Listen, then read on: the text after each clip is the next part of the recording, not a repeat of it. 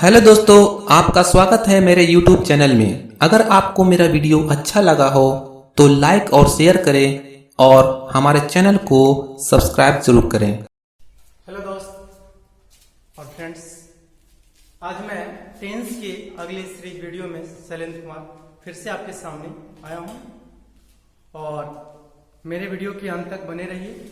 इससे पिछले हम 7 वीडियो को अपलोड कर चुके हैं।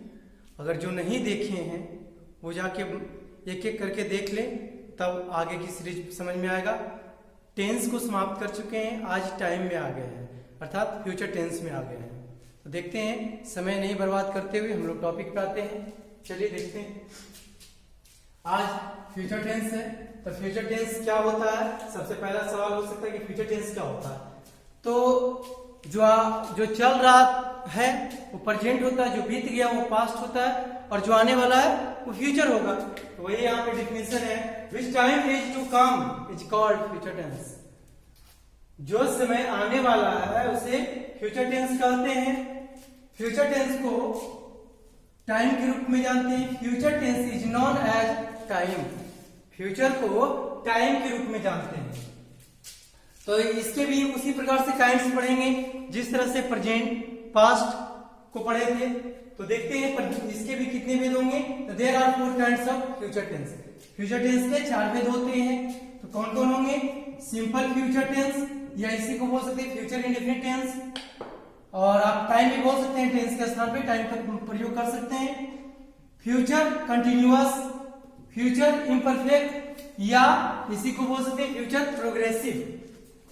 अगला है तीसरा इसका future perfect, future perfect tense. चौथा हो गया फ्यूचर परफेक्ट कंटिन्यूअस टेंस। ये 4 भेद हो गए, आप लोग नोट डाउन कर लीजिए। उसके बाद हम लोग पढ़ते हैं फ्यूचर इंडेफिनिट को, पहचान और इसके स्ट्रक्चर और किस तरह के वाक्य आ सकते हैं उसको बनाने की सीखेंगे। तो देखते हैं, फ्यूचर इंडेफिनिट टेंस का पहचान होता है कि मुख्य क्रिया जो होगा, मेन वर्ब जो होगा, उसके अंत में गा गे गी लगा होगा। उसके अंत में गा गे गी लगा होगा, तो हम लोग समझ जाएंगे कि वो वाक्य फ्यूचर इंडेफिनिट टेंस का है। तो देखेंगे इसका अफर्मेटिव स्ट्रक्चर क्या है। Subject plus shall oblique will plus V1 plus object. Subject plus shall oblique will plus V1 plus object. इस बात को ध्यान में रखिएगा, शैल विल एक मॉडल वर्ब है, यानी शैल विल मॉडल वर्ब है, आपको ध्यान में रखना है। और शैल विल के बाद हमेशा वर्ब का पहला रूप प्रयोग होता है, अर्थात मॉडल वर्ब्स के बाद हमेशा V1 का प्रयोग होता है। तो कुछ एक्सेप्शन है, लेकिन एक्सेप्शन ही नहीं है, मतलब V1 का ही प्रयोग होता है। इस बात को भी नोट कर लीजिएगा। तो इसका ट्रांसलेट देखते हैं। सीता काम करेगी, सीता काम करेगी। तो पहले आपको देना है सब्जेक्ट। तो आपके मन में सवाल उठ रहा होगा कि किसके साथ शैल लगेगा और किसके साथ विल लगेगा। तो सीधी सी बात है, साधारण रूप में समझ लीजिए कि फर्स्ट पर्सन के साथ आप शैल का प्रयोग करेंगे नॉर्मल व्यू के लिए, नॉर्मल सेंटेंस के लिए, मतलब आई और बी के साथ शैल का प्रयोग। बाकी अन्य पर्सन या अन्य जितने भी नंबर आएंगे उसके साथ आप विल का प्रयोग करेंगे। इसलिए यहां हम लिख दिए हैं बात को कि फर्स्ट पर्सन के साथ शैल का प्रयोग करेंगे, और सेकेंड पर्सन के साथ विल का प्रयोग, और थर्ड पर्सन के साथ भी विल का प्रयोग। अगर आप चाहें तो सभी पर्सन्स या सभी नंबर्स के साथ आप विल का प्रयोग कर सकते हैं। यहां भी नोट करके लिखिए, बात को ध्यान में रखिएगा। लेकिन एक बात और हम क्लियर किए यहां पर कि अगर फ्यूचर का वाक्य एम्फैटिक हो, मतलब जो जोरदार, उसको तो किसी को जोरदार बनाकर बोलो, उसे फोर्स करके बोला जाए, अर्थात उस वाक्य में, उस फ्यूचर वाला वाक्य में अवश्य का प्रयोग हो, तो फर्स्ट पर्सन के साथ विल का प्रयोग करेंगे तथा सेकेंड और थर्ड पर्सन के साथ शैल का प्रयोग करेंगे। आप चाहेंगे तो सभी के साथ विल का प्रयोग कर सकते हैं, लेकिन एक कंडीशन रहे, तो आप ध्यान में रखिएगा कि अवश्य लगा रहेगा तो आई और बी के साथ विल का प्रयोग, बाकी अन्य के साथ शैल का प्रयोग करेंगे। तो चलिए देखते हैं, स्ट्रक्चर के माध्यम से ट्रांसलेट करते हैं। सीता काम करेगी, ये सिंपल वाक्य है, इसमें अवश्य नहीं लगा, तो पहले आपको सब्जेक्ट देना है, तो सीता। उसके बाद सीता के साथ क्या लगेगा? ये थर्ड पर्सन का सिंगुलर, अर्थात वन नेम है, तो ये थर्ड पर्सन के सिंगुलर में आ जाएगा, तो विल लगेगा। उसका V1 देना है, तो वर्ब है काम करना। तो काम करना का होता है वर्क, तो सीता विल वर्क, सीता काम करेगी।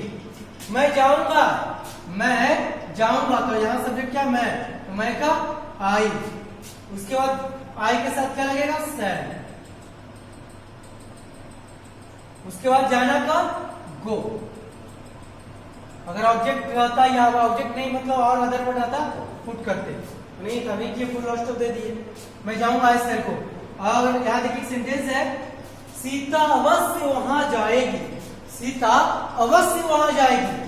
तो पहले आपको देना है सब्जेक्ट। अब देखा जाए सब सीता क्या है, थर्ड पर्सन के सिंगुलर नंबर में आएगा, अर्थात सिंगुलर नंबर है तो इसके साथ विल लगना चाहिए, लेकिन यहाँ अवश्य लगा है तो आप सैल दे।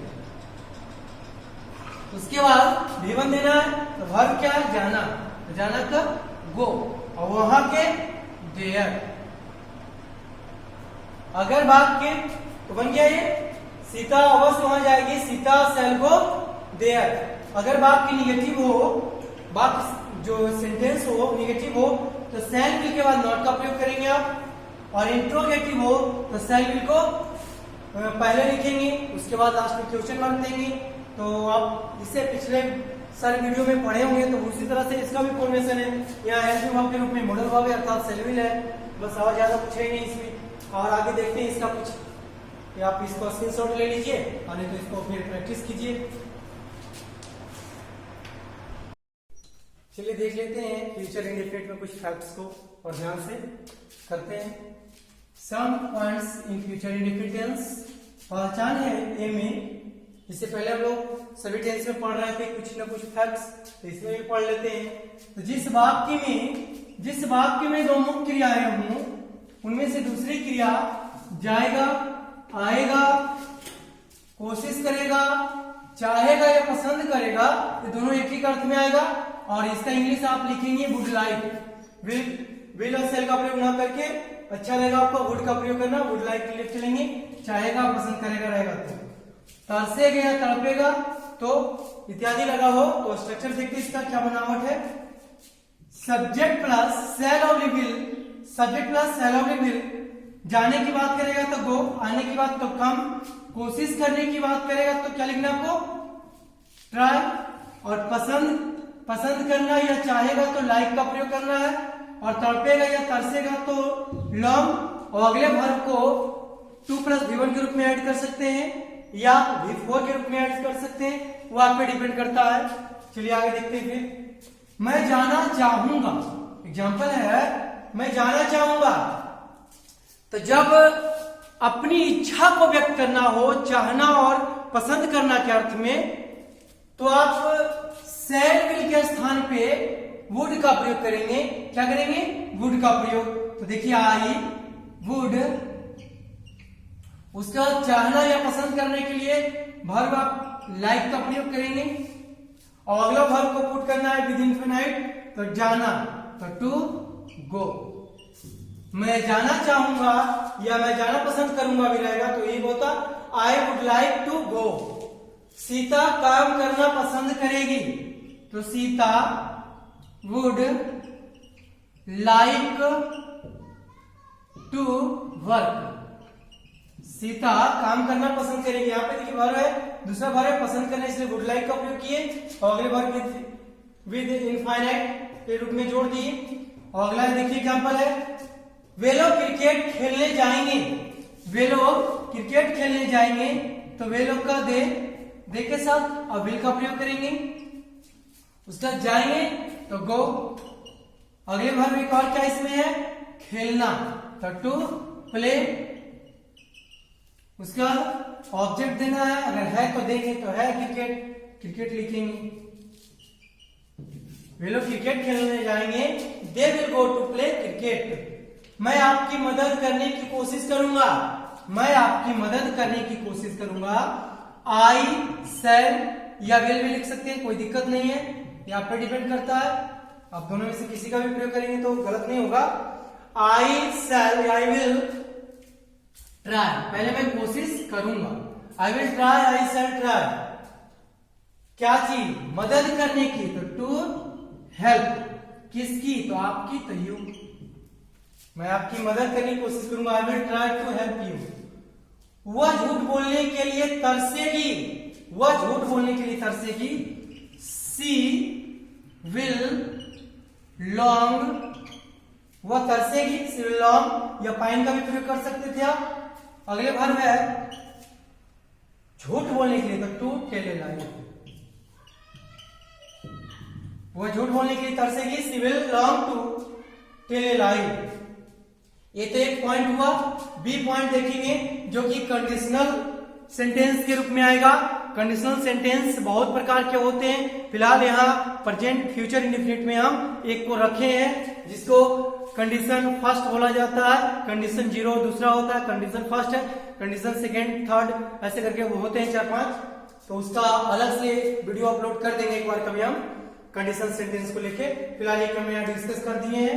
बी में यदि पहचान के रूप में है, यदि फ्यूचर में दो वाक्य दिए हो, यदि फ्यूचर में दो वाक्य दिए हो, उनमें से एक कंडीशन अर्थात शर्त का बोध हो तथा दूसरे से रिजल्ट, जैसे मतलब कुछ शर्त, कोई काम करने से पहले कोई शर्त रखा जाता है, उसका परिणाम कैसा होगा, कैसा रिजल्ट आएगा, तो उसके लिए उसके जैसा। तो ऐसी स्थिति में कंडीशन वाले वाक्य का अंग्रेजी अनुवाद प्रेजेंट इंडेफिनिट में तथा रिजल्ट वाले वाक्य का अंग्रेजी अनुवाद फ्यूचर इंडेफिनिट टेंस में करते हैं।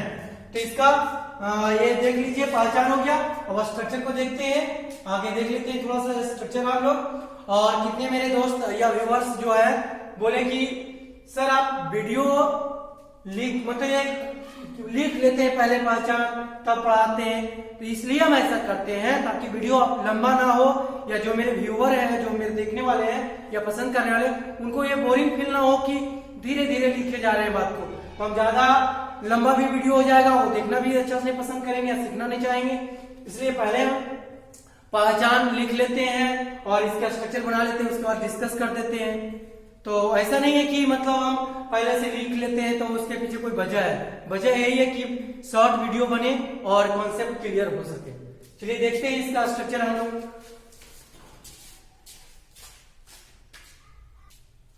चलिए देखते हैं स्ट्रक्चर है subject plus V1 oblique V5 plus object, subject plus V1 oblique V5 plus object plus ये आप कॉमा दे सकते हैं। दूसरे भाग का जो रिजल्ट वाला रहेगा उसको आप, उसके लिए स्ट्रक्चर है subject plus shall oblique plus V1 plus object, या इसको ऐसे भी आप लिख सकते हैं subject plus shall oblique plus V1 plus object. अगर यदि अगर वर्ड आए तो उसके लिए आप इफ का प्रयोग करेंगे, और अगर मतलब ये दोनों में से आता है ज्यादा करके, और फिर subject plus V1 oblique V5 plus object. Example है तुम मुझे खून दो मैं तुम्हें आजादी दूंगा। इस सेंटेंस को आप ध्यान से पढ़िए और समझिए कि तुम मुझे खून दो। ये सेंटेंस जो है कह रहा है कि कंडीशन है कि तुम मुझे खून दो, तो उसका रिजल्ट यानी परिणाम क्या होगा कि मैं तुम्हें आजादी दूंगा। तो इससे शर्त का बोध हो रहा है, तो आप इसको प्रेजेंट इंडेफिनिट में ट्रांसलेट करेंगे, और जो जिससे मतलब रिजल्ट मिलेगा उसको फ्यूचर इंडेफिनिट में करेंगे।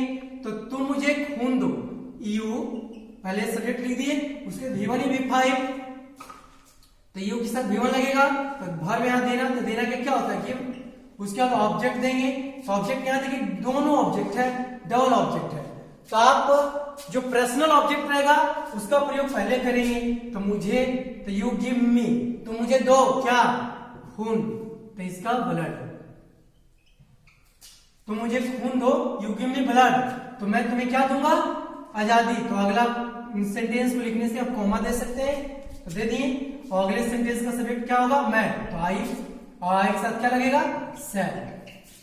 उसके बाद अगले वर्ब का है देना, तो देना के गिव, तुम्हें, तो यू, क्या देंगे, आजादी, तो फ्रीडम।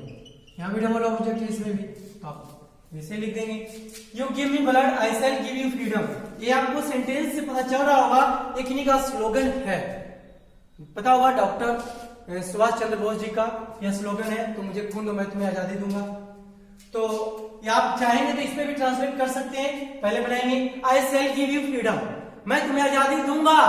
यदि वहां अगर ये भाव से ट्रांसलेट करेंगे तो यहाँ यदि वर्ड देना थोड़ा सा जरूरी लग जाएगा, क्योंकि यह सेंटेंस को सुटेबल बनाएगा। तो आप लिख सकते हैं I shall give you freedom if you give me blood. तो आप ऐसे भी बना सकते थे। चलिए अगला इसको देख लेते हैं, इस पे कर देते हैं इसको। पहले बनाएंगे मैं उसकी मदद करूंगा। देखिए आप इस स्ट्रक्चर से बना रहे हैं पहले कि जो परिणाम वाला वाक्य उसको पहले ट्रांसलेट करना चाहेंगे। तो देखिए सेंटेंस क्या हुआ, यदि हुआ यहां आएगा, ये कंडीशन है, तो मैं उसकी मदद करूंगा, ये परिणाम के रूप में। तो पहले इसको ट्रांसलेट कर सकते हैं। तो आई शैल हेल्प हिम, आई शैल हेल्प हिम, मैं उसकी मदद करूंगा।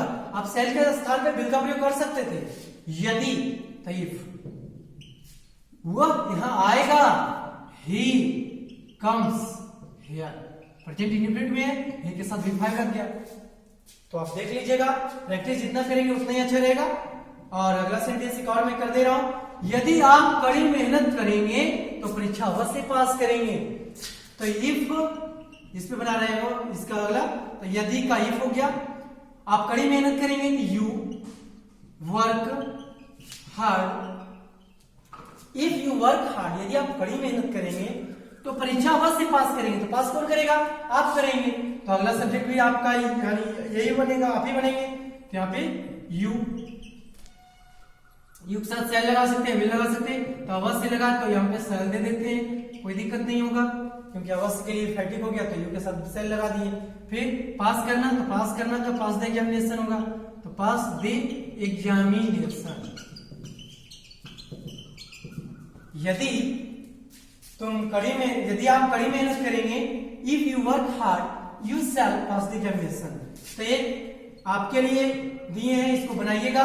और अगर अच्छा लगे तो लाइक करें, और अगर कहीं प्रॉब्लम हो, क्रिएशन हो, तो आप कमेंट कर सकते हैं। फिर अगले हम सेक्शन में उसको उस डाउट को क्लियर कर देंगे।